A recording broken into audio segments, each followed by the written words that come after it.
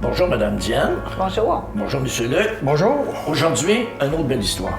Et quand on dit une autre belle histoire, une entreprise extraordinaire qui est partie de presque rien, pour ne pas dire rien, et aujourd'hui, qui est au niveau là, exportation puis tout ça, qui est au niveau même pan-canadien puis tout.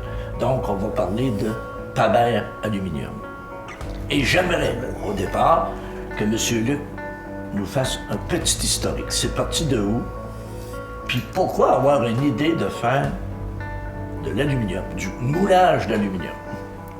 Ben, disons qu'à ce moment-là, je travaillais dans une fonderie de fonte. J'ai travaillé 5 ans et demi d'une fonderie de fonte à Lillet, qui est Fonderie Poitras, qui existe toujours aujourd'hui. Puis j'étais en contact avec les clients. Puis les clients me demandaient souvent, oui, on a besoin de la fonte, des pièces de fonte, mais on a besoin aussi des pièces d'aluminium. Puis ils nous disaient, il n'y a pas grand-chose dans la province, on a de la misère à trouver des fournisseurs de pièces d'aluminium. C'est là qu'est venue l'idée de partir une fonderie d'aluminium. Au départ, c'était vraiment supposé être très, très modeste pour créer notre propre emploi. OK. Puis, en fin de compte, on s'est ajusté à la demande avec les années. Est-ce que c'est parti dans les locaux qu'on est là actuellement? Non? Non, au départ, on est parti dans un petit garage de compagnie de transport à Cap-Saint-Ignace. On a transformé ça nous-mêmes, parce qu'à ce moment-là, on n'avait vraiment pas d'argent. On a transformé ça, on a mis ça pour que ça soit adapté un peu à une fonderie. Puis on a commencé tranquillement à travailler dans ce bâtiment-là. Puis est-ce que les approvisionnements, est-ce que c'était difficile de trouver de l'aluminium ou de... Au départ, les clients n'étaient pas difficiles. Ils nous demandaient de l'aluminium grise. À ce moment-là, nous autres, on avait trouvé de la transmission et des blocs moteurs qui pouvaient répondre à la demande. OK. Mais souvent, on se ramassait avec des sortes de transmissions ou de têtes de moteur qui ne faisaient pas l'affaire du tout. On s'est ramassé avec des belles expériences avec du tête de magnésium. Puis à ce moment-là, ça faisait des feux d'artifice dans la fournaise. C'est moins bon, là. Puis l'aluminium est à scrap à ce moment-là. Mais quand même, on a commencé vraiment à la base avec le camion de scrap qui venait domper dans le cours arrière. Et Paber, pourquoi Paber? Paber, le Pa veut dire Paris. Le Ber, c'est Bernier, Mario Bernier, qui travaillait à Machinerie Poitras. Moi, je travaillais à Fonderie Poitras. Mario Bernier, un résident de Cap-Saint-Ignace, à l'époque, il travaillait à Machinerie Poitras. Il était superviseur, mais sa spécialité était réellement dans l'usinage. OK. Puis après 6 mois d'avis, on a donné longtemps d'avis, le temps qu'on bâtisse l'entreprise. Mais par la suite, Mario et moi, on va commencer le moulage dans l'aluminium. OK. Puis les dates importantes, la croissance puis tout ça, est-ce que vous avez quelques dates en tête? Parce que là, aujourd'hui, Paber, c'est gros, c'est 35 ans. Oui, c'est 35 ans. Puis c'est combien d'employés? Près de 100 employés. Donc une centaine d'employés, oui. 35 ans plus tard. Ça n'a pas explosé comme ça? Non, pas du tout. Si on y va par escalier, là, si on avait quelques marches, est-ce qu'il y avait des dates importantes? Premier agrandissement, deuxième agrandissement, et ainsi de suite. Disons que c'est les 5 premières années, on ne sait pas si le lendemain, on va être encore en vie. OK. C'est juste ça. On se rappelle quand même très bien qu'il y a eu des grandes périodes de temps qu'on n'avait pas les moyens de changer ma paye. Parce que là, il fallait payer nos employés avant, puisqu'on avait quelques employés. C'est par là, moi aussi. C'est ça, un entrepreneur. Oui, c'est ça. Puis on vivait sur le salaire à Diane à ce moment-là. Puis par la suite, après 5 ans, on a commencé plus à être structuré. À ce moment-là, Mario avait quitté l'entreprise. Le maire de Paber avait quitté. Oui, il avait quitté l'entreprise parce que lui, comme j'ai dit, il était machiniste de métier. Puis il était déjà superviseur à l'époque. Il y a eu un autre emploi comme en supervision. Puis à ce moment-là, il fallait tout faire. OK. C'est-à-dire qu'on moulait, on coulait, on allait faire les livraisons d'après-midi. Puis il y avait peut-être moins, lui, l'âme de l'entrepreneur. C'est pas tout le monde qui a un âme d'entrepreneur. Pour le domaine, lui, avoir eu l'atelier d'usinage, pour Paber à ce moment-là, il aurait été sûrement heureux dans l'atelier d'usinage. Mais dans la fonderie, il fallait tout faire nous-mêmes, à appel. Là. On pelletait, puis on moulait à la main tous les moules qu'on faisait. Puis là, présentement, c'est toujours en croissance, parce qu'il y a même des projets d'agrandissement. Oui. Dans les faits saillants, il y a eu 1991. En 90, on a fait l'étude, voir si on pouvait se relocaliser. En 91, on a déménagé dans le bâtiment ici. Donc, il y a 25 ans déjà. Oui, qu'on a déménagé ici. Oui, c'est bien ça. Puis on n'utilisait pas tout le bâtiment. On avait loué une section. Okay. Puis on trouvait ça très, très grand à ce moment-là. Les équipements étaient installés, puis on pouvait se promener en pick-up dans l'usine. Là, aujourd'hui, là... Non, aujourd'hui, là... C'est exigu, hein? Oui, c'est ça. Toutes les pieds sont calculés. Donc là, Pabert, c'est une entreprise familiale. Oui. Donc, pour faire une entreprise familiale, ça prend une famille. Oui. À quel moment Mme Diane s'est jointe à l'entreprise et pourquoi? Voilà, c'est Diane, le soin de répondre.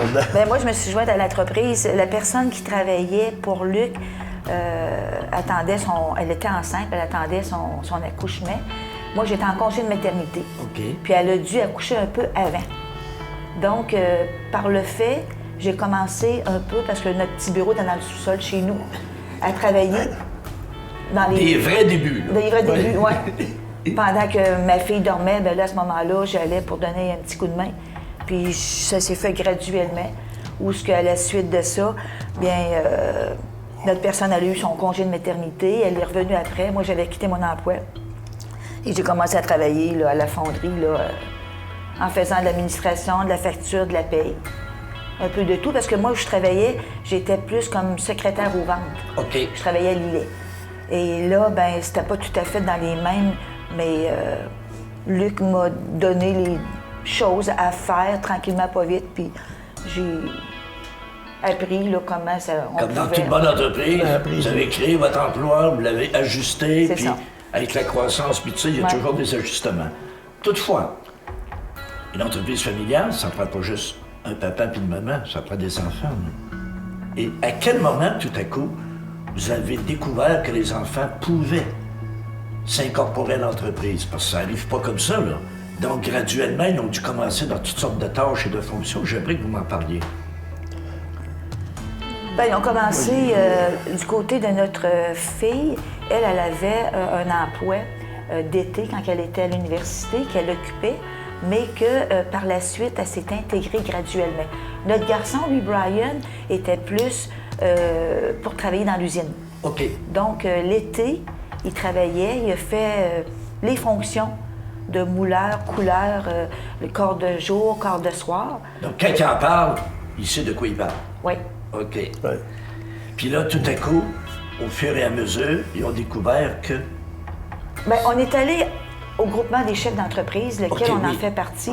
Puis c'est lors d'un colloque qui nous mentionnait que c'était important, au moins, de faire connaître à nos enfants l'entreprise, puis s'il y avait le goût, de les incorporer pour voir s'ils aimeraient ça, parce qu'il y en a qui ils donnaient comme référence qu'en ayant eu des jeunes, eux autres, ils regrettaient de ne pas avoir été impliqués, de dire, si on l'avait su, peut-être qu'on aurait aimé ça être dans l'entreprise, mais nos parents, ils ont voulu comme nous protéger un petit peu puis dire, oh, c'est pas drôle ça des fois. Vous travaillerez pas jour et nuit comme nous autres. C'est ça. Non. Fait qu'à ce moment-là, ben ça a été comme... Puis nous, en revenant, on s'est dit, ouais, je pense que ça va être important de leur en parler puis de voir si Là, il y a eu un moins... déclenchement, là. Oui. Là, ça a déclenché. Ça s'est fait Mais graduellement. il y a tout aussi graduellement. Tout à coup, vous en êtes arrivé à avoir un conseil de famille. Oui. Et je crois aussi qu'il y a eu des trucs avec l'école d'entrepreneuriat de la Beauce. Oui. Oui. Oui. Nous, on a fait le cheminement avec la relève sur une période de 10 ans. Oh! Quand même. On a eu le conseil de famille, il y avait un coach. Lors de nos rencontres, ben, on établit des règlements. Ensuite de ça, il y avait qu'est-ce que ça prend pour... On a demandé aux enfants quel poste qu'ils aimeraient avoir dans l'entreprise. Puis, durant une période de temps, ben, les deux voulaient avoir le même poste. Mais... Marche pas, là. Disons que ça l'a cheminé, mais il y avait quand même de la formation à aller chercher. au départ. Pour si tu veux être directeur de production, si tu veux être directeur des ventes et tout, les deux enfants ont allé chercher une formation universitaire de façon à avoir du bagage pour pouvoir gérer une entreprise dans le futur. Puis, pourquoi l'école d'entrepreneuriat? Pour réellement nous sensibiliser à ça, puis nous préparer à faire un transfert harmonieux. OK. Ils ont fait réfléchir de savoir si c'est vraiment ça qu'on veut transférer à nos enfants. On n'a pas pris le chemin le plus facile, on a pris le chemin le plus beau. Mais c'est pas le plus facile. Ça, c'est bien important. C'est sûr qu'il y a toujours beaucoup d'ajustements à faire quand Et comme Mme Diane me mentionnait tout à l'heure avant qu'on débute l'émission, tu sais, c'est beau une famille. Il y a des règles familiales, mais c'est pas les mêmes règles qu'une famille en affaires. Donc, faut pas mélanger. Puis, c'est pas facile de concilier tout ça. Il doit y avoir ce que j'appelle, il doit y avoir des bouts de gravelle. Tout à coup, on n'est pas toujours sur l'autoroute, là. On a commencé la gravelle pas pire parce que nous, on s'est aperçu que... parce qu'il y en a qui vont former leur conseil de famille eux-mêmes, qui vont le faire ensemble. Mais on ne se sentait pas capable avec les enfants parce que on est parents, puis on devient employeur. Oui. Puis ils deviennent employés. Donc, les règles, là, sont plus tout à fait les mêmes. OK. Les gens ici les regardent, puis eux autres, ils ne voient pas tout à fait les mêmes impacts quand tu deviens un employé avec les obligations que tu as à respecter. Donc, le conseil de famille, ça l'a permis à chacun de camper leur situation, leurs émotions. Et à chaque rencontre, on avait des thèmes, puis on était en mesure là, d'évoluer, chacun selon sa personnalité, ses forces, de se connaître davantage, puis de cheminer tous ensemble. Comme vous mentionnez tout à l'heure, c'est un processus qui s'est échelonné sur une dizaine d'années. Oui. Donc, il n'y a pas d'improvisation, là. Tout est... Non. Il faut y aller par étapes. Puis, à travers du processus, on avait prévu peut-être 7 ans, mais il y a eu des années plus difficiles, 2008 à 2010.